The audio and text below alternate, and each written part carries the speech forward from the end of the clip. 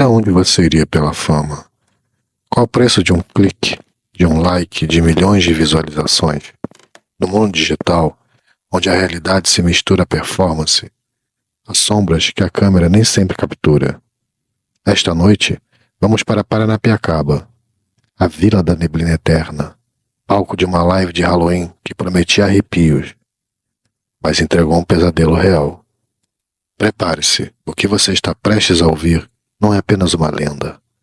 É um testamento sombrio sobre ambição, segredos e o terror que se esconde no interior do Brasil.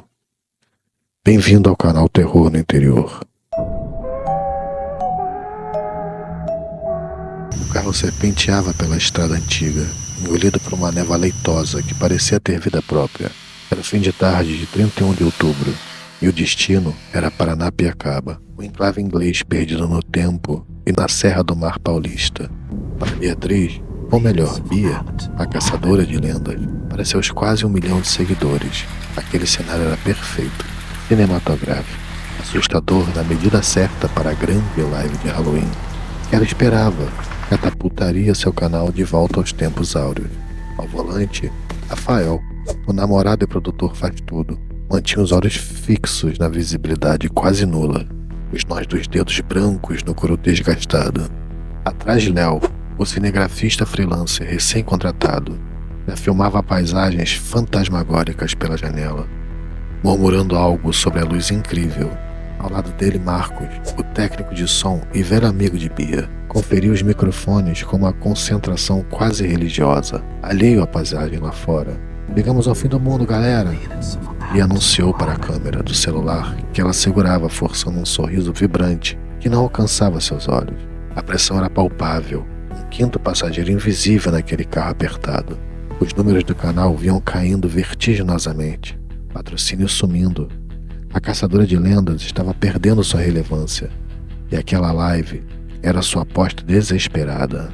Paranapiacaba, com sua estrutura vitoriana decrépita e famosa lenda do maquinista fantasma, era o palco ideal para a ressurreição.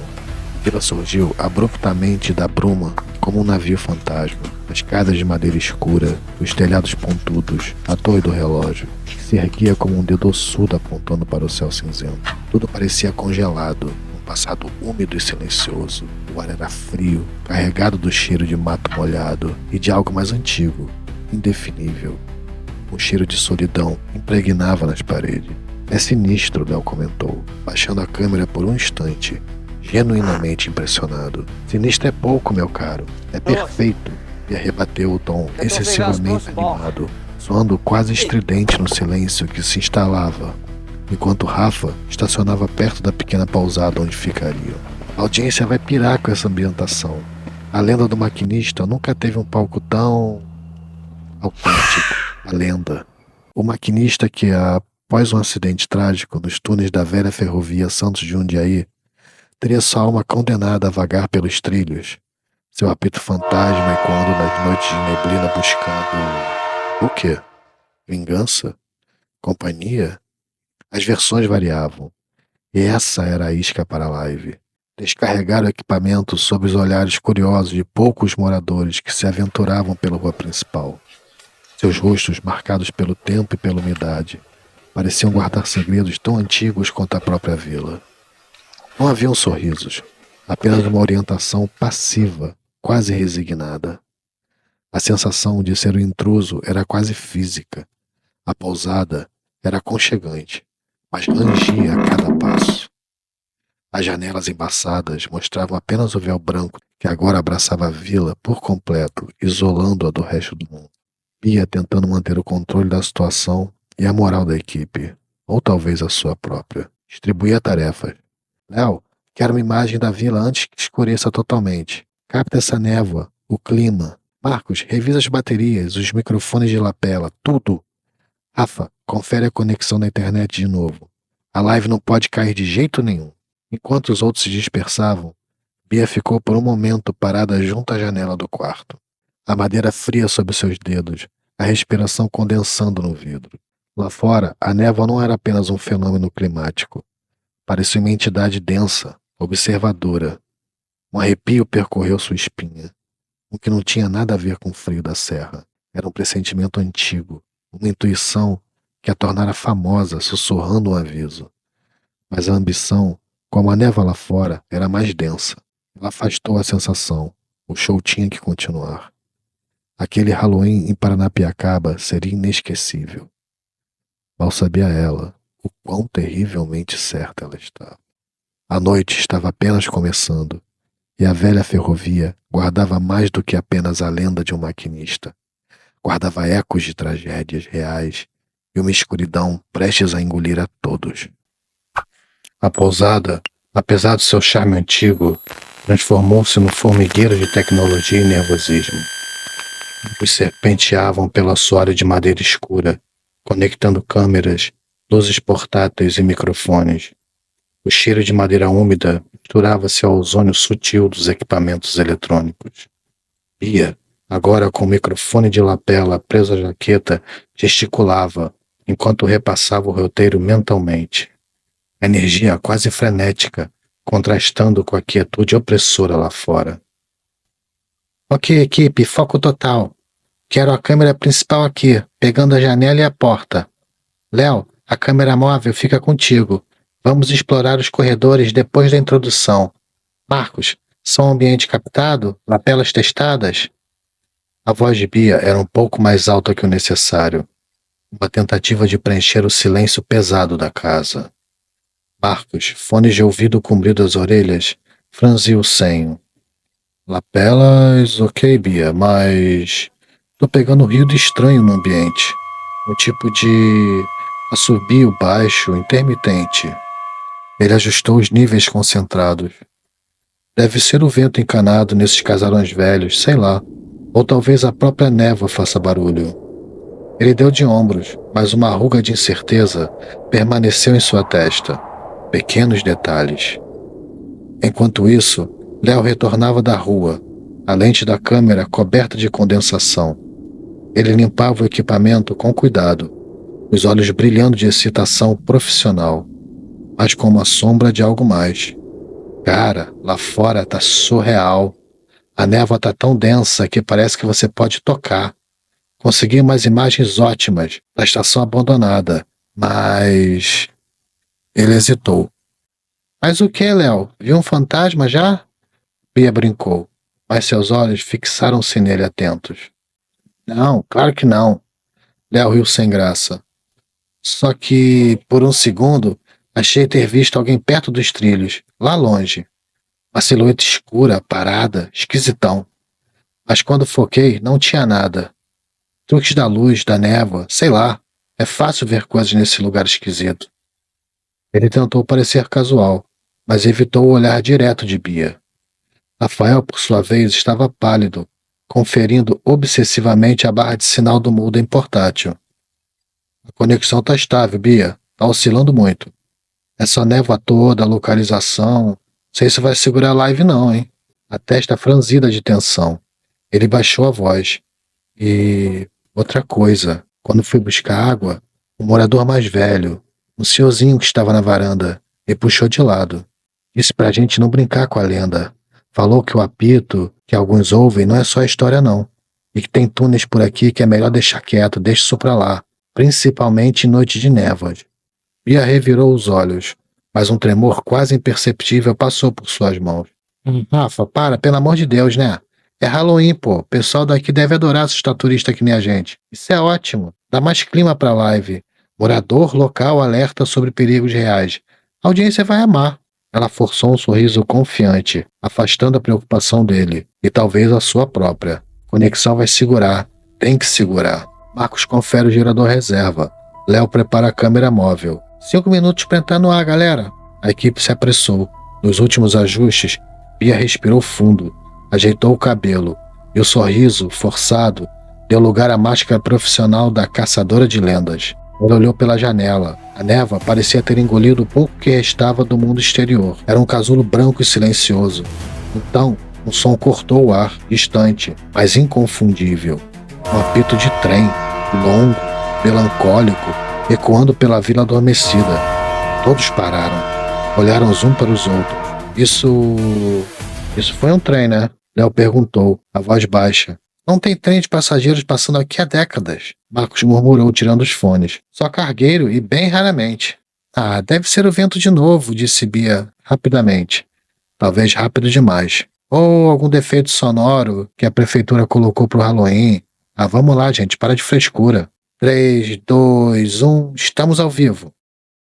A luz vermelha da câmera principal acendeu, banhando o rosto de Bia num brilho artificial. O sorriso dela estava no lugar, os olhos fixos na lente. Mas por trás da performance, a semente da dúvida havia sido plantada. O apito fantasma, os avisos, a figura na névoa. Eram apenas coincidências?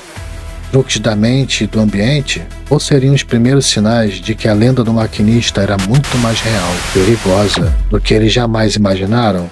A live de Halloween havia começado, e com ela, a descida para a escuridão.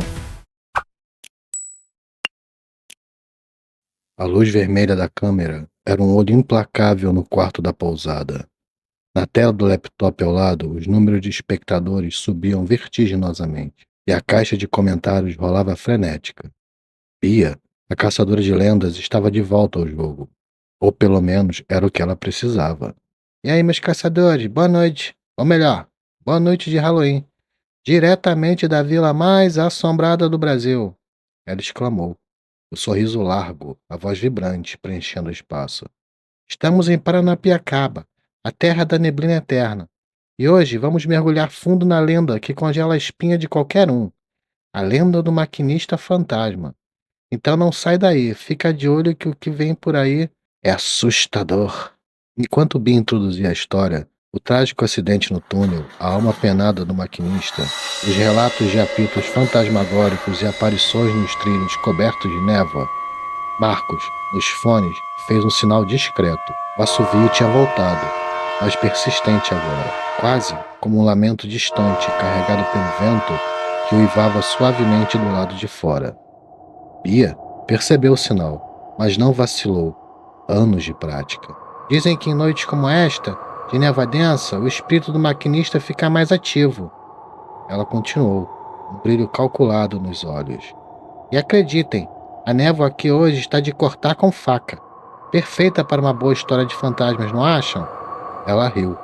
Uma risada um pouco tensa. Os comentários explodiam. Que lugar sinistro. Já tô arrepiado. E essa névoa é real? Ouvi um barulho estranho no fundo. Ai, meu Deus do céu, vou desligar isso tudo. Léo, nosso cinegrafista corajoso, vai dar uma volta pelos corredores dessa pousada que, convenhamos, já parece cenário de filme de terror legal, anunciou Bia. Mostra pra gente, Léo, o que se esconde nas sombras dessa noite. A imagem na tela mudou para a perspectiva da câmera de Léo. O corredor era longo, escuro, forrado com a mesma madeira que rangia sob seus pés. As portas fechadas dos outros quartos pareciam guardar segredos. A luz da câmera criava sombras dançantes. Léo narrava em voz baixa, profissional, mas sua respiração estava ligeiramente acelerada. Ok, galera, estamos no corredor do andar de cima. Tudo muito quieto por aqui. Talvez quieto demais. Ele passou por uma janela que dava para o nada branco da névoa. A sensação é de estar completamente isolado. De repente, a imagem da câmera de Léo tremulou, pixelou por um segundo e o áudio cortou. No quarto, Rafa praguejou baixo, batendo no modem. Eu avisei, Bia, eu avisei. A conexão tá uma merda. A imagem voltou, mas Léo parecia tenso. Opa, pequeno susto técnico, pessoal. Ou será que foi o maquinista tentando impedir nossa investigação? Ele brincou, mas a voz tremeu um pouco. Ele virou a câmera rapidamente para trás. Achei ter ouvido um passo atrás de mim, mas não tem ninguém aqui. Eu, hein? Ele engoliu em seco, visivelmente abalado, apesar da tentativa de manter a compostura. Deve ser só a madeira velha trabalhando. Sei lá, tô ouvindo coisas. Bia retomou a câmera principal. Calma, Léo, não vai amarelar agora não, hein? Ela disse, forçando a leveza. Mas é isso, caçadores. A atmosfera aqui é pesadona. Qualquer barulho vira um fantasma. Foi então que aconteceu de novo. O apito. Dessa vez, pareceu mais próximo, mais nítido. Um som longo, carregado de uma tristeza profunda, que pareceu atravessar as paredes da pousada e gelar os ossos. Não era o vento. Não era um efeito sonoro. No quarto, todos ficaram imóveis. Marcos arregalou os olhos, apontando para os medidores de áudio. O som fora captado claramente. Na tela, os comentários explodiram. Eu ouvi isso. Que apito foi esse? Não pode ser. É o maquinista, meu Deus. Bia tentou controlar a situação. Uau, vocês ouviram isso? Que timing perfeito. Parece que temos companhia esta noite. Ela gaguejou levemente, o sorriso profissional vacilando por uma fração de segundo. Seus olhos encontraram os de Rafa, e pela primeira vez naquela noite, a máscara caiu, revelando um medo genuíno. Antes que ela pudesse continuar, as luzes do quarto piscaram violentamente. Uma, duas, três vezes. Então, mergulharam na escuridão total. Apenas a luz da câmera de Léo ainda ligada no corredor e o brilho fantasmagórico dos laptops iluminavam o breu. Um grito curto escapou de alguém.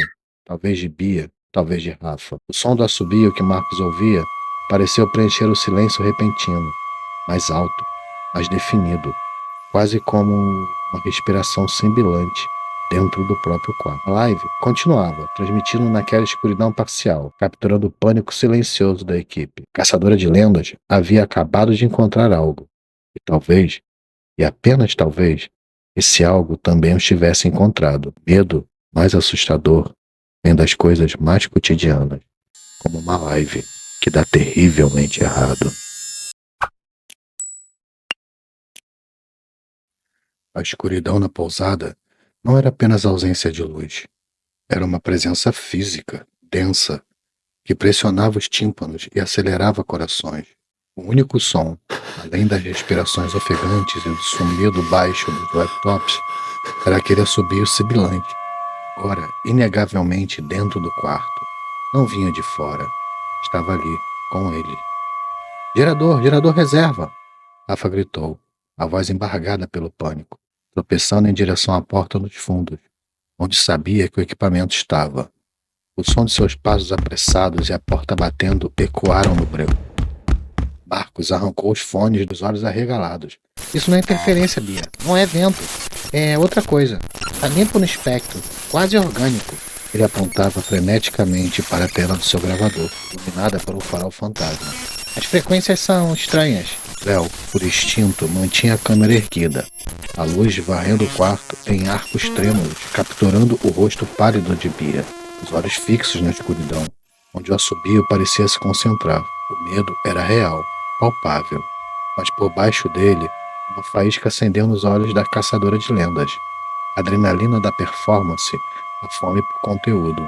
Continue gravando, Léo, não para, não para! Ela ordenou, a voz recuperando um pouco da firmeza, embora ainda tremesse.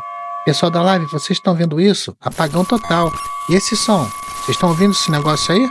Muito esquisito isso aí, hein? Comentários na tela do laptop iluminando o rosto dela por baixo. Era uma mistura de pânico e excitação. O que foi isso? Acende a luz. Esse barulho é real. Saiam daí agora. Isso é incrível. Rafa voltou, ofegante. Morto. Morto. O gerador não liga. Tá morto. Parece que o combustível sumiu, evaporou. O tanque tá seco. Ele encostou-se na parede. A incredulidade misturada ao terror. Isso não faz nenhum sentido, gente. O assobio pareceu intensificar-se por um momento. Um som longo e gutural, que fez todos se encolherem. Parecia vir de todos os lugares e de lugar nenhum ao mesmo tempo. Ele, Bia sussurrou, mais para si mesma do que para outros. Mas o microfone da lapela captou. O maquinista, meu Deus, ele não quer a gente aqui. Então, a ambição tomou conta. Uma máscara caindo sobre o medo. Ele quer nos mostrar algo. Ela se virou para a equipe, os olhos brilhando com uma intensidade febril. É isso, gente. A lenda fala dos túneis. O apito, os sons. Vem de lá. Temos que ir para lá agora. Ir para lá, Bia? Você tá maluca? Bebeu? Rafa explodiu, agarrando o braço dela. Apagão, som estranho, gerador sabotado. Isso não é brincadeira, a gente tem que sair daqui agora. Ir embora, Rafa? Olha esses números. Ela apontou para o laptop. A contagem dos espectadores passando de 6 dígitos. Isso é ouro, é o que viemos buscar. A audiência está pirando. Não podemos amarelar agora. A youtuber foge de Paranapiacaba no meio da live. Meu canal acaba. A voz dela era desesperada. A lógica distorcida pela pressão. O medo, mais assustador, vem das coisas cotidianas. Bia, por favor. Marcos começou hesitante. Esse som não é normal. E se não for fantasma? E se for outra coisa? Um vazamento de gás? Sei lá. Esses túneis velhos? Melhor ainda, Bia retrucou, soltando-se de Rafa. Fantasma ou perigo real é conteúdo. Léo, vem comigo. Marcos, tente restabelecer qualquer comunicação. Fique na base. Rafa. Ela hesitou, vendo o medo e a raiva nos olhos dele. Fique com Marcos. Segurança. Eu não vou deixar vocês sozinhos com o Léo nesse breu atrás de fantasma, Rafa protestou. Se você vai, eu vou junto. Mas isso é loucura. A decisão estava tomada, impulsionada pela ambição de Bia e pelo medo resignado dos outros. Reuniram o essencial: lanternas potentes, a câmera de Léo com sua luz acoplada, o gravador de Marcos e baterias extras. Sair da pousada foi como entrar em outro mundo. A névoa era uma parede branca e fria, abafando os sons e distorcendo as distâncias. O silêncio era quase absoluto, quebrado apenas pelos passos hesitantes deles no cascalho úmido e pelo gotejar constante da umidade que pairava no ar. A vila parecia completamente deserta, as janelas escuras das casas como olhos vazios observando-os passar. A sensação de serem observados era esmagadora, vinda não de um ponto específico, mas da própria névoa que os envolvia. Seguiram em direção à velha estação e aos trilhos abandonados, guiados pela memória do caminho e pela tênue luz das lanternas que mal penetrava o véu branco. O assobio sibilante havia desaparecido, assim que saíram da pousada, substituídos por um silêncio opressor, que era quase tão perturbador quanto. Ocasionalmente, um deles pensava ter ouvido o eco distante do apito, mas poderia ser apenas o vento, ou a própria mente pregando peças. Finalmente, adentraram. A boca do túnel era exatamente como as histórias descreviam, mas infinitamente mais ameaçadora na realidade. Um arco escuro e pesado de tijolos e pedras, manchados pela umidade e pelo tempo, engolido pela neve, que refluía do seu interior como uma respiração fria e pútrida. O cheiro de mofo, terra molhada e algo metálico, como ferrugem antiga, pairava na entrada. O ar ali era visivelmente mais frio. Pararam hesitante. A escuridão lá dentro era absoluta. Um convite para o desconhecido ou uma armadilha? É aqui, Bia sussurrou, a voz abafada pela névoa e pela própria apreensão. Ela ergueu a lanterna, o facho de luz sendo engolido a poucos metros pela escuridão, palco principal da lenda. Léo filmava tudo. A respiração audível no microfone da câmera. Foi então que ouviram, vindo das profundezas do túnel. Não era um apito, não era um assobio sibilante. Era um som baixo, rítmico, um arrastar, como algo pesado sendo puxado sobre os trilhos enferrujados. E junto com ele, um murmúrio baixo, quase inaudível. Poderia ser o vento ou uma voz. Bia trocou um olhar com Rafa. O medo era evidente, mas a determinação dela era férrea.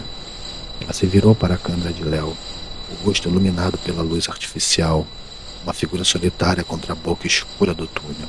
Vocês estão ouvindo isso, caçadores? Ela disse, a voz tensa, mas controlada. Tem alguma coisa lá dentro. Verdade sobre o maquinista, ou sobre o que quer que assombre esse lugar. Está lá, vamos descobrir. Deu o primeiro passo para dentro da escuridão do túnel, seguida de perto por Léo. A câmera firme, apesar do tremor em suas mãos. Ela hesitou por um segundo, olhando para a névoa lá fora, como se considerasse fugir. Mas então, com um suspiro resignado, seguiu-os. A luz de sua lanterna varrendo as paredes úmidas e gotejantes. Marcos foi o último, o gravador erguido como um escudo precário contra o desconhecido. O túnel os engoliu. A escuridão tornou-se opressora. O som de seus próprios passos e respirações ecoando de forma assustadora. O som de arrastar continuava mais distinto agora, vindo de algum lugar mais adiante, na curva invisível dos trilhos. A verdade estava ali, mas talvez fosse uma verdade que eles prefeririam não ter encontrado. A lenda era apenas a superfície que espreitava sobre ela, mas por profundezas daquele túnel esquecido estava prestes a se revelar. A transição foi abrupta. Um passo para fora da névoa fria e etérea da vila. Outro para dentro de uma escuridão palpável, antiga. O ar dentro do túnel era pesado, carregado com cheiro de pedra, úmida, ferrugem e algo mais. Um odor acre, quase químico, misturado a um toque de podridão orgânica. Era frio. Um frio que penetrava as roupas e se instalava nos ossos. Muito mais intenso que o da noite lá fora. O silêncio da vila foi substituído por uma cacofonia sutil e sinistra. O gotejar constante de água das paredes e do teto, ecoando como passos fantasmagóricos. O zumbido era baixo nos ouvidos causados pela pressão e pela ausência quase total de som ambiente. O arrastar, rítmico, metálico, nauseante. Parecia vir de mais adiante, talvez uns 50, 100 metros na escuridão impenetrável que se estendia além do alcance das lanternas, como metal velho sendo arrastado sobre metal velho, com um peso considerável. E os murmúrios, os murmúrios, eram baixos, quase subliminares, entrelaçados com o som do gotejar e o leve zunido do vento, que parecia canalizar-se pelo túnel. Eram vozes? Impossível dizer. Pareciam sílabas desconexas. Léo, consegue pegar esse som? Bia sussurrou, a voz soando estranhamente alta e seca na acústica do túnel. Ela mantinha a lanterna firme, varrendo o arco de tijolos à frente. As paredes escorregadias, onde musgo escuro e manchas de salitre formavam padrões grotescos. Estou tentando, respondeu Léo, a voz tensa. A luz da câmera tremia levemente. O microfone está captando o arrastar, mas os murmúrios são muito baixos, quase na frequência do eco da água. Marcos estava mais atrás, gravador erguido, fones de ouvido pressionados contra as orelhas. Rosto, uma máscara de concentração e crescente apreensão. Não são só ecos, Bia.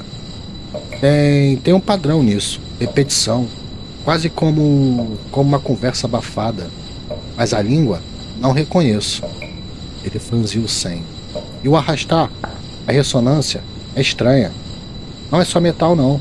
Tem algo orgânico, vivo, amortecendo o impacto. Rafa estremeceu visivelmente, apertando mais a lanterna. Orgânico? O que você quer dizer com orgânico, Marcos? Pelo amor de Deus, vamos voltar. Isso aqui não é lugar pra gente, não. Sua voz era um apelo desesperado. Bia, isso passou de conteúdo, Bia. Isso é perigoso. Pelo amor de Deus, eu tenho 2 filhos pra criar. Estamos perto, Rafa. Bia retrucou, embora sua própria voz tivesse perdido um pouco a convicção. Medo era uma garra fria em seu estômago. Mas a imagem dos números subindo, a fama, a validação, era o fogo que queimava mais forte. Ou talvez fosse apenas a adrenalina. A lenda nasceu aqui.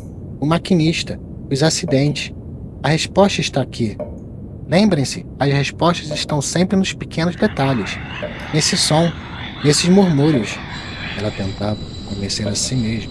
Avançaram lentamente, os feixes de suas lanternas cortando a escuridão como sabres hesitantes. O chão era irregular, coberto de cascalho solto, poças de água escuras e os trilhos enferrujados que desapareciam na curva à frente. A sensação de claustrofobia era esmagadora. As paredes pareciam se fechar sobre eles. O teto baixo gotejava incessantemente, e a escuridão à frente e atrás era absoluta, como se o túnel pudesse se fechar a qualquer momento, prendendo-os ali para sempre. A sensação de estarem sendo observados intensificou-se, agora vindo não só da névoa, mas das sombras densas que dançavam nas bordas da luz, e entrâncias escuras nas paredes, do negrume impenetrável adiante. O som, do nada, parou. O silêncio que se seguiu foi quase ensurdecedor. Ouviam apenas suas respirações ofegantes. Trocaram olhares, nervosos, as lanternas paradas, rindo da mesma seção de parede úmida. O que aconteceu? Sussurrou Léo. Ele parou, respondeu Marcos, tirando os fones. O arrastar sumiu, mas os murmúrios ficaram um pouco mais altos. Foi então que um novo som surgiu. Sutil no início, quase imperceptível sob o gotejar.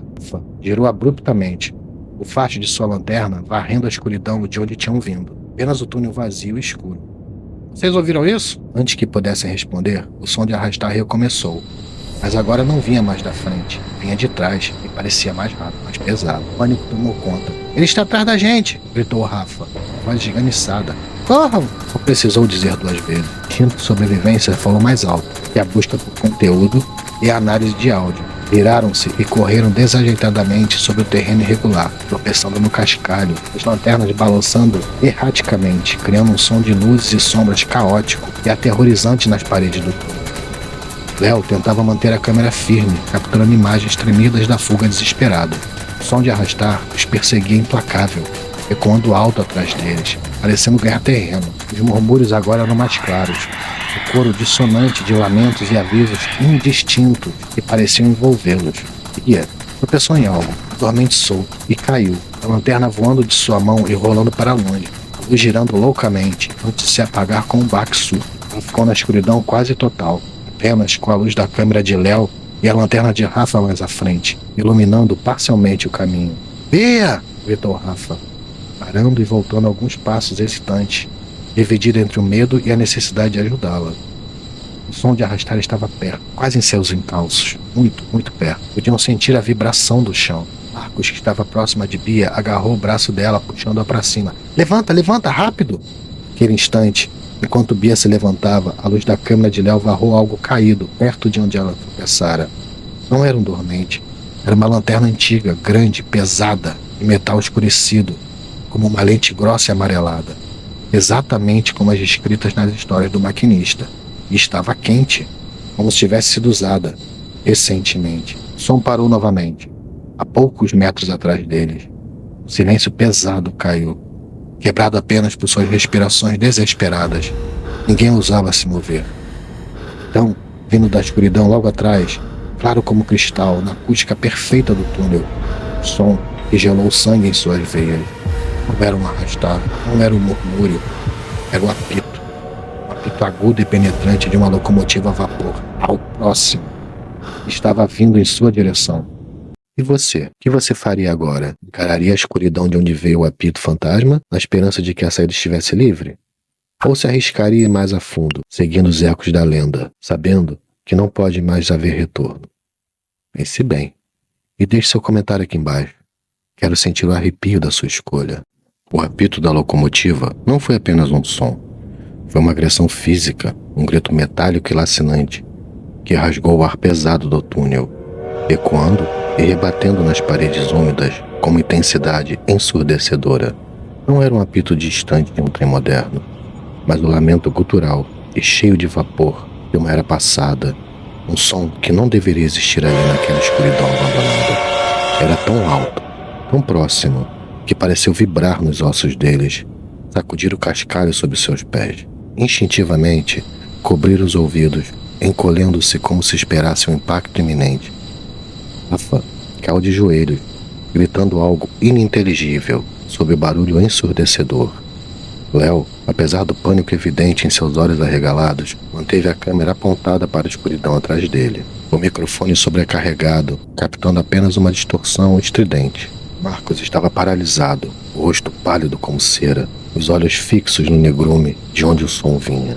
Bia, ainda se recuperando da queda, sentiu o chão tremer levemente, ou talvez fosse apenas o seu próprio corpo convulsionando de medo. Então, tão rápido quanto começou, o som mudou. O apito penetrante deu lugar a uma cacofonia infernal de vapor sibilante, o ranger de metal contra metal, o choque pesado de pistões e bielas, todos os sons de uma locomotiva a vapor em pleno movimento, comprimidos, distorcidos, como se estivessem passando por eles em uma velocidade impossível, ali mesmo, naquele espaço confinado, que não havia espaço para tal máquina. Vento gelado varreu o túnel, trazendo consigo o cheiro de fuligem quente, óleo queimado e aquele odor químico persistente, só que agora muito mais forte. Formas alongadas e distorcidas que pareciam deslizar pelas paredes. Durou apenas alguns segundos, mas pareceu uma eternidade. E então, o silêncio total. Um silêncio mais profundo e pesado do que antes. O gotejar da água parecia tímido agora, quase respeitoso. O único som proeminente era o da respiração ofegante e irregular dos quatro, o martelar frenético de seus corações em seus ouvidos. O ar estava mais frio, carregado de uma eletricidade estática que arrepiava os pelos da nuca. O que foi isso? Ofegou Léo, baixando a câmera lentamente, a lente ainda apontada para o vazio atrás deles. Passou por nós? Gaguejou Rafa, ainda de joelhos, tremendo incontrolavelmente. Não pode ser, não tinha nada lá. Marcos, engolindo em seco, finalmente se moveu. Ele tocou o fone de ouvido que ainda estava pendurado em seu pescoço. O gravador captou tudo. A sobrecarga foi imensa, mas tem algo por baixo desse ruído. Os murmúrios, eles ficaram diferentes durante aquilo. Bia se levantou completamente, ignorando a dor no joelho ralado.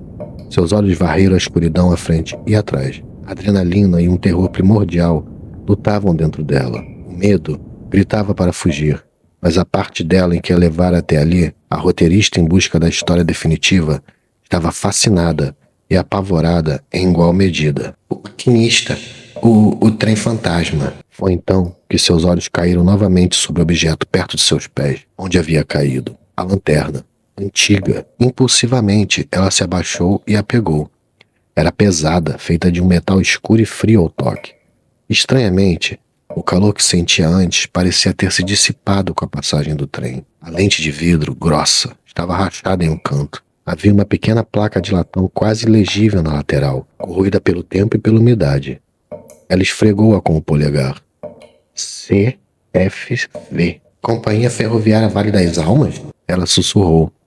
As iniciais que conseguiu decifrar eram uma relíquia da linha original. Mia, larga isso! Implorou Rafa, a voz embargada. Isso é dele. Nós temos que sair daqui agora. Agora! Voltar por onde viemos. Voltar? Marcos interveio, a voz tensa, mas firme. Voltar para aquilo que acabou de passar por nós? Seja lá o que for, veio da entrada do túnel. Ir para lá agora? Ele não precisou terminar a frase.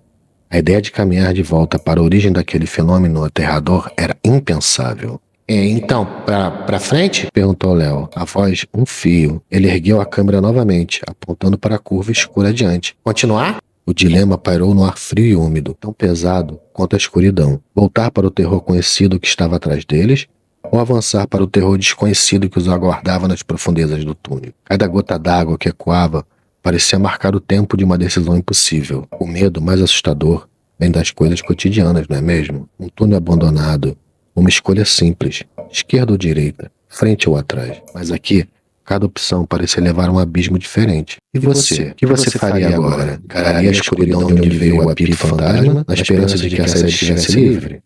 Ou se arriscaria ir mais a fundo, seguindo os ecos da lenda, sabendo que não pode mais haver retorno? Pense bem. E deixe seu comentário aqui embaixo. Quero sentir o arrepio da sua escolha. Pia apertou a lanterna antiga em sua mão. O metal frio parecia ancorá-la. As respostas estão nos pequenos detalhes, murmurou ela, mas para si mesma. A lenda, o maquinista, o acidente. Aconteceu aqui dentro, não na estrada. Temos que ir em frente. Sua voz tremia, mas havia uma resolução desesperada nela. Rafa soltou um soluço que era parte choro, parte protesto, mas não argumentou. O medo do que estava atrás parecia naquele momento superar o medo do que estava à sua frente. Hesitante, eles se viraram. Léo ergueu a câmera. Marcos preparou o gravador. Rafa acendeu sua própria lanterna com as mãos trêmulas. E Bia, segurando a relíquia do maquinista, deu o primeiro passo cauteloso para dentro da escuridão mais profunda do túnel, seguindo os trilhos enferrujados que desapareciam na curva. Mal tinha andado 10 metros, quando o facho da lanterna de Bia captou algo à sua frente, no meio dos trilhos. Um brilho fraco, metálico. Não era grande, mas estava definitivamente ali, onde antes só havia escuridão e cascalho, algo pequeno, refletindo luz. Eles pararam, prendendo a respiração. O que seria aquilo? Outra peça do passado? Um aviso? Ou algo deixado ali, esperando por eles? A escuridão à frente parecia ter engolido a própria luz. Uma massa densa e faminta que resistia aos feixes trêmulos das lanternas. O brilho metálico persistia. Um ponto solitário de interrogação no meio do nada. Avançar em direção a ele era como caminhar para a boca aberta de uma fera adormecida. Cada passo no cascalho solto ecoava desproporcionalmente no silêncio pesado. Um som que parecia anunciar a presença deles para qualquer coisa que espreitasse além do alcance da luz. O ar frio e úmido grudava na pele, carregado com cheiro de pedra molhada, ferrugem e aquele odor químico residual, um fantasma olfativo do trem que não estava lá. Mais devagar, sussurrou Marcos, a voz tensa, quase um estalo no silêncio. Ele ajustou o microfone direcional, tentando isolar qualquer som que não fosse o deles próprios. Léo mantinha a câmera firme, o zoom máximo, tentando dar alguma definição ao objeto brilhante. Parece pequeno, redondo, murmurou ele. Rafa tremia visivelmente, agarrando o braço de Bia com força. Não gosto disso, não gosto nada disso, é uma armadilha, tem que ser. Bia, no entanto, Sentia uma estranha compulsão puxando-a para frente. A lanterna antiga em sua mão parecia vibrar levemente, ou talvez fosse apenas o tremor da sua própria mão. O metal frio era um contraponto ao calor do medo que subia por sua garganta. "Precisamos ver o que é", disse ela, a voz baixa, mas determinada. As respostas estão nos detalhes." Eles se aproximaram, com uma cautela excruciante. A cada passo, o objeto ganhava forma. Não era grande, talvez do tamanho da palma da mão. Estava caindo entre os dormentes podres e os trilhos enferrujados, parcialmente coberto por detritos. Finalmente, estavam perto o suficiente. O facho da luz de Bia iluminou-o completamente. Era um relógio de bolso, prateado, embora a prata estivesse manchada e escurecida pela umidade e pelo tempo. A tampa frontal estava ligeiramente amassada em um dos lados, mas fechada. Havia uma corrente fina e quebrada, ainda presa à argola superior. Ninguém se moveu por um instante. Era um objeto tão anacrônico, tão deslocado daquela desolação industrial abandonada, um vestígio íntimo de uma vida passada, deixada para trás, no coração da escuridão. Com a mão livre, Bia se ajoelhou cuidadosamente, o joelho protestando. Rafa soltou um gemido baixo de pavor. Bia estendeu a mão, hesitando por um momento antes de tocar o metal frio e úmido do relógio. Era real, sólido. Ela o pegou. Era pesado. Com o polegar tentou abrir a tampa amassada. Emperrou por um instante. Depois cedeu, com um clique suave. O mostrador de esmalte branco estava surpreendentemente preservado, embora houvesse uma fina teia de rachaduras irradiando do centro. Os ponteiros finos e azulados estavam parados às 3h14, leu Marcos, inclinando-se por cima do ombro de Bia, sua própria lanterna focada no mostrador. 3h14. Manhã ou tarde? A hora do acidente, sussurrou Bia, o reconhecimento gelado no seu sangue. A lenda mencionava vagamente a madrugada. 3h14 da manhã, a hora exata em que a vida do maquinista e de tantos outros foi interrompida naquele mesmo túnel, décadas atrás. Ela virou o relógio. Na tampa traseira, quase apagada pela corrosão, havia uma gravação em letras cursiva, elegante. As iniciais A.R.S. Antônio Ribeiro Soares, disse Léo, lembrando-se do nome que havia pesquisado. O nome do maquinista. É dele. É o relógio dele, gente. A confirmação pairou no ar, densa e terrível. Não era apenas um objeto antigo. Era uma testemunha silenciosa da tragédia. Um pedaço da alma perdida do maquinista. Ali, nas mãos de Bia. O aço frio da realidade. Mais assustador que qualquer fantasma. Aquele relógio representava um homem que morreu ali. Talvez tentando evitar o desastre. Talvez consumido por ele. No instante em que a realização plena os atingiu, o ar pareceu ficar ainda mais frio. Um arrepio coletivo percorreu o grupo. O gotejar constante da água que havia sido a trilha sonora do seu medo pareceu diminuir, quase cessar. Um silêncio diferente caiu sobre eles. Um silêncio expectante, pesado. Então, um novo som quebrou o silêncio. Não era um apito, nem um barulho de um trem. Era um som baixo, arrastado, vindo das profundezas do túnel, da escuridão impenetrável, para onde a curva o levaria. Um som de metal raspando em pedra, lento, irregular, mas inconfundível. Era um som que evocava imagens perturbadoras, algo pesado sendo arrastado, garras de metal em concreto, uma lâmina sendo afiada na rocha úmida. Era um som que não pertencia àquele lugar, mas que parecia dolorosamente intencional. Todos congelaram. Os olhos se arregalaram, fixos na escuridão à frente. O som parou por um momento, deixando apenas o eco fantasmagórico pairando no ar. E então, recomeçou, um pouco mais perto dessa vez. Rafa levou as mãos à boca, abafando um grito. Léo ergueu a câmera instintivamente, o microfone captando o som perturbador com uma clareza horrível. Marcos recuou um passo, os olhos varrendo a escuridão procurando a fonte. Bia apertou o relógio e a lanterna antiga com tanta força que seus nós dos dedos ficaram brancos. O que quer que estivesse fazendo aquele barulho estava vindo na direção deles e não parecia amigável. A escolha de seguir em frente, que parecia a única opção momentos atrás, agora parecia uma sentença de morte. Eles estavam presos entre o eco de um trem fantasma e aquilo, e o som foi se aproximando mais e mais. O passado não estava apenas ecoando naquele túnel, estava se arrastando para fora das sombras. O som era um ritmo irregular, doentio, que ruía os nervos mais rápido que a ferrugem comia os trilhos. Vinha da curva escura à frente, um ponto cego, onde a luz das lanternas morriam, engolidas por uma escuridão que parecia sólida. Cada raspão metálico ecoava de forma obscena naquele silêncio sepulcral, amplificado pela acústica do túnel, transformando-se em algo monstruoso na imaginação. O medo deixou de ser um arrepio e tornou-se uma presença física, um nó gelado no estômago, um gosto de metal na boca. Rafa choramingava baixinho, um som quase inaudível sob o raspar insistente. Léo, apesar do tremor nas mãos, mantinha a câmera erguida, o instinto de documentarista lutando contra o impulso primal de fugir. Marcos alternava o facho de sua lanterna entre a curva escura e o caminho de volta, como um animal encurralado, procurando uma rota de fuga inexistente. Bia sentiu o peso do relógio de bolso na mão como uma âncora, o metal frio com suor gelado que brotava em sua palma. A outra mão segurava a lanterna antiga com uma firmeza desesperada, a luz amarelada tremendo sobre o cascalho úmido. Temos que fazer alguma coisa, gaguejou Marcos, a voz embargada. Não podemos ficar aqui. Voltar? Sussurrou Léo, sem tirar o olho da câmera. E se o trem... A frase morreu no ar. A ideia de serem pegos entre o som espectral de um trem que não existia e o som terrivelmente real que se aproximava era paralisante.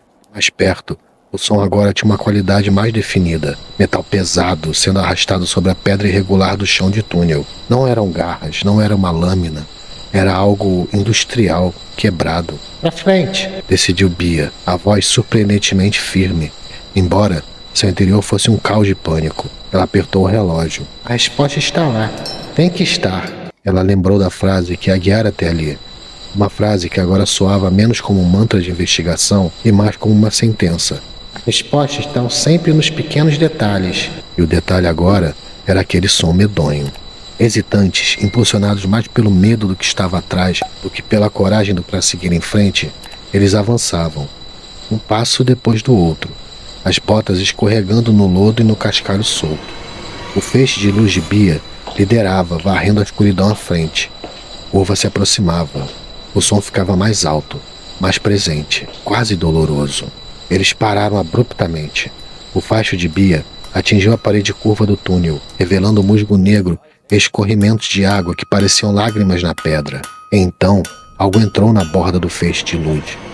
Não era uma pessoa, não era um animal. Era uma coisa. Uma massa retorcida de metal enferrujado, do tamanho de um carrinho de mão talvez, indistinguível em sua forma exata. Parecia uma peça de maquinaria antiga, arrancada de algum mecanismo maior. Talvez parte dos destroços do próprio trem acidentado. Estava se movendo, lentamente aos solavancos, arrastando-se pelo chão. Uma protuberância metálica, mais longa como um abraço, quebrado ou uma alavanca retorcida. Raspava no chão, a cada puxão, produzindo o som que os aterrorizava. Aquilo não tinha olhos, não tinha rosto, mas parecia ter um propósito. Movia-se ao longo da parede interna da curva, como se seguisse um caminho pré-determinado. Não parecia ciente da presença deles, ou talvez simplesmente não se importasse. Era a personificação física do acidente, um fragmento da catástrofe condenado a repetir uma ação sem sentido na escuridão eterna. O rodo cotidiano distorcido em pesadelo. Rafa soltou um sussurro sufocado.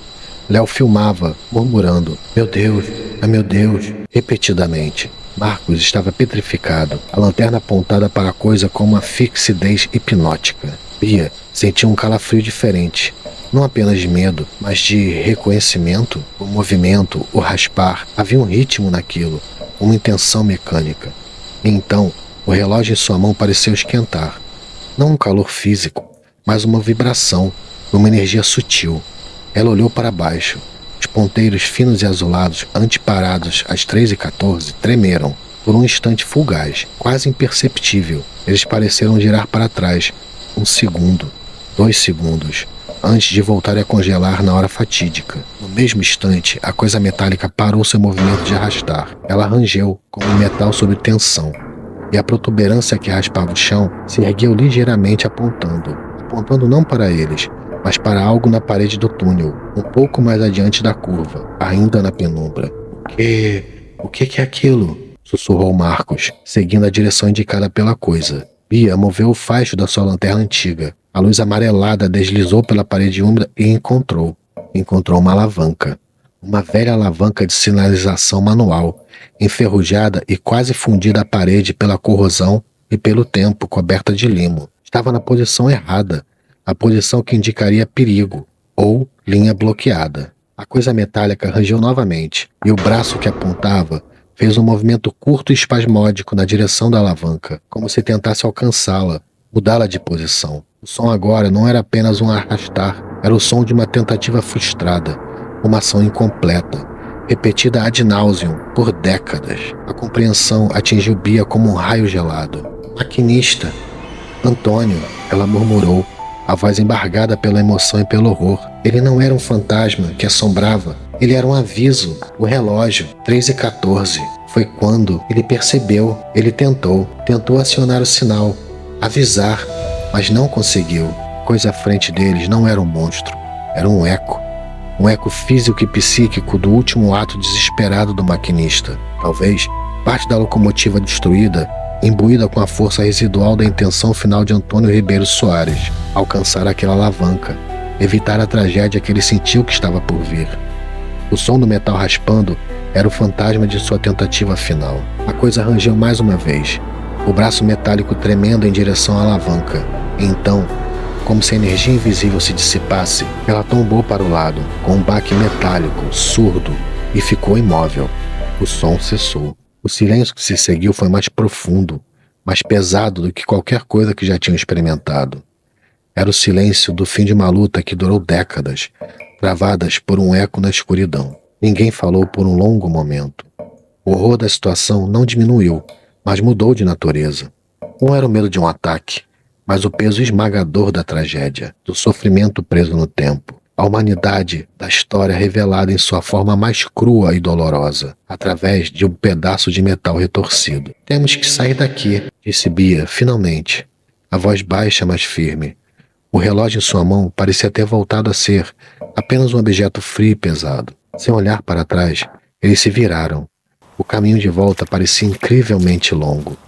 Cada passo era pesado, não apenas pelo cansaço físico, mas pelo fardo do que haviam testemunhado e compreendido. O túnel agora não parecia apenas assombrado, parecia triste, um mausoléu de ecos e intenções frustradas. Eles passaram pela curva, deixando para trás a coisa imóvel e a alavanca enferrujada. O ar começou a ficar sutilmente menos opressivo à medida que se aproximavam da entrada. O som distante do vento lá fora era a promessa da libertação. Finalmente, tropeçando mais do que andando, eles emergiram da boca escura do túnel para a noite fria. O céu estrelado nunca pareceu tão vasto, tão real. Respiraram fundo o ar fresco que cheirava a mato e terra molhada, um bálsamo depois da atmosfera fétida do túnel. Rafa caiu de joelhos, soluçando abertamente agora. Léo desligou a câmera, os ombros curvados. Marcos apoiava-se na parede rochosa ao lado da entrada, a cabeça baixa. Bia ficou parada, olhando para a escuridão impenetrável da entrada do túnel. Em sua mão, o relógio de bolso de Antônio Ribeiro Soares. Ela o abriu novamente. Os ponteiros ainda marcavam 3h14, a hora em que um homem comum tentou desesperadamente fazer a coisa certa e falhou. A hora em que o eco da sua tentativa começou, destinado a raspar na escuridão, até que alguém finalmente entendesse. Eles foram procurar um fantasma, uma lenda de terror. Encontraram algo muito mais perturbador. A cicatriz indelével de uma tragédia humana, ecoando não em gritos ou aparições, mas no som metálico e desesperado de metal raspando em pedra. O medo mais assustador, afinal, não vinha do sobrenatural, mas da inescapável e dolorosa realidade do passado. As respostas estavam nos detalhes, e o detalhe final era o som do fracasso, repetido até o fim dos tempos, ou talvez até agora. A noite os recebeu de volta, não como um refúgio, mas como uma testemunha silenciosa. O ar frio, antes apenas um incômodo, agora parecia limpar seus pulmões da poeira de décadas, do miasma de uma tragédia congelada no tempo. As estrelas, pontilhadas de luz indiferente, nunca pareceram tão distantes, tão alheias ao pequeno drama humano que acabara de se desenrolar sob elas, na escuridão artificial do túnel. Rafa permaneceu de joelhos, os soluços transformando-se num choro baixo e exausto. O som, quase infantil, contrastando terrivelmente com o horror maduro que haviam enfrentado. Léo abaixou a câmera lentamente, o visor escuro refletindo o céu. A lente Havia capturado imagens, mas ele sabia, com uma certeza desoladora, que jamais capturaria a essência do que sentiram ali dentro. O frio que não vinha da umidade, o peso que não vinha da pedra, o som que era mais do que metal arrastando. Marcos encostou-se na rocha fria, a respiração ainda irregular, os olhos fechados como se para bloquear não a escuridão do túnel, mas a imagem indelével da coisa metálica e sua luta inútil. Bia ficou um pouco afastada, o olhar fixo na boca negra do túnel. Era apenas uma abertura na rocha agora, silenciosa. O silêncio era quase ensurdecedor depois do ritmo doentio que os acompanhara. Era o silêncio da resolução ou apenas o silêncio da exaustão? O eco finalmente cansado de gritar sua dor para os ouvidos surdos. Ela apertou o relógio de bolso na mão. 3h14. Não era mais apenas a hora de um acidente. Era a hora de uma intenção. A hora de um esforço desesperado que se tornou uma cicatriz no tecido do tempo. Ele só queria avisar, murmurou Bia para a noite. As palavras carregadas de uma empatia dolorosa. O tempo todo era só um aviso. A lenda do fantasma vingativo, do espectro que assombrava os trilhos, desmoronou, substituído por uma verdade infinitamente mais triste. A história de um homem comum, Antônio Ribeiro Soares, preso no loop eterno do seu último dever não cumprido. Aquele pedaço de metal retorcido não era um monstro. Era um monumento involuntário à sua responsabilidade, à sua humanidade falha e desesperada. O medo que sentiam agora era diferente. Não era o pânico agudo de serem perseguidos, mas uma angústia profunda, uma tristeza que se filtrava nos ossos. O horror não estava no espectro, mas na realidade implacável daquele momento. A falha mecânica, a decisão tardia, a impotência diante da catástrofe iminente. O medo mais assustador vem das coisas mais cotidianas. Um homem, seu trabalho, um relógio, uma alavanca emperrada, elementos banais que, sob a pressão do destino, forjaram uma lenda de terror. Del finalmente falou, a voz rouca. O que a gente faz com isso? Ele ergueu a câmera levemente. Quem acreditaria? Talvez não seja sobre acreditar, respondeu Bia, virando-se lentamente do túnel. Ela olhou para o relógio em sua mão. Talvez seja sobre entender, sobre lembrar. As respostas estão sempre nos pequenos detalhes. O detalhe era um relógio parado, era uma alavanca enferrujada, era um som que todos ouviam, mas ninguém compreendia. Eles começaram a caminhar de volta para a cidade, afastando-se da cicatriz da montanha. O caminho parecia diferente agora. As sombras das árvores não mais ameaçadoras, apenas escuras. Cada um carregava o peso daquela noite de uma forma particular. Rafa, o trauma bruto. Marcos, o choque paralisante. Léo, a dúvida sobre a capacidade da sua lente capturar a verdade. E Bia, o fardo do conhecimento. A conexão inesperada com a alma de um homem morto há décadas, selada pelo objeto frio em seu bolso. Eles não falaram muito. Que palavras poderiam encapsular a transição do terror para a tragédia? Como descrever o som do fracasso ecoando por gerações? Chegaram as primeiras luzes da cidadezinha, adormecida como sobreviventes de um naufrágio invisível, marcados não por feridas físicas, mas pela compreensão sombria que haviam desenterrado. A história do túnel assombrado de Paranapiacaba, como tantas outras sussurradas nas noites do interior, nasceu de uma dor real. Uma dor tão profunda que se recusou a desaparecer, manifestando-se não como um fantasma de lençol branco, mas como um eco persistente, um fragmento de desespero preso na repetição. Bia e seus amigos foram buscar o arrepio fácil da lenda, o susto fabricado. Encontraram, em vez disso, a humanidade em sua forma mais crua e trágica, um homem comum, tentando fazer a coisa certa, um instante que deu errado, e um som que se tornou o guardião involuntário dessa memória. O túnel continua lá, silencioso agora. Talvez o som ainda raspe na escuridão para aqueles que não ouviram a história completa, para aqueles que ainda procuram o monstro e não o homem. A câmera de Léo guarda as imagens tremidas. O relógio de Bia marca para sempre 3h14. São lembretes de que suas lendas mais assustadoras não são sobre monstros sob a cama, mas sobre as tragédias silenciosas que moldam os lugares que chamamos de lar, sobre os ecos de vidas comuns interrompidas. Histórias como a de Antônio Ribeiro Soares se escondem nas sombras de mundos interiores por esse Brasil afora. Ecos de vidas, de tragédias, de avisos não ouvidos. Que histórias assombram sua cidade? Qual o som que te causa arrepios inexplicáveis no silêncio da noite? Deixe seu relato nos comentários. Compartilhe essa história se ela tocou em algo profundo aí dentro. Queremos ouvir os ecos que ressoam perto de você.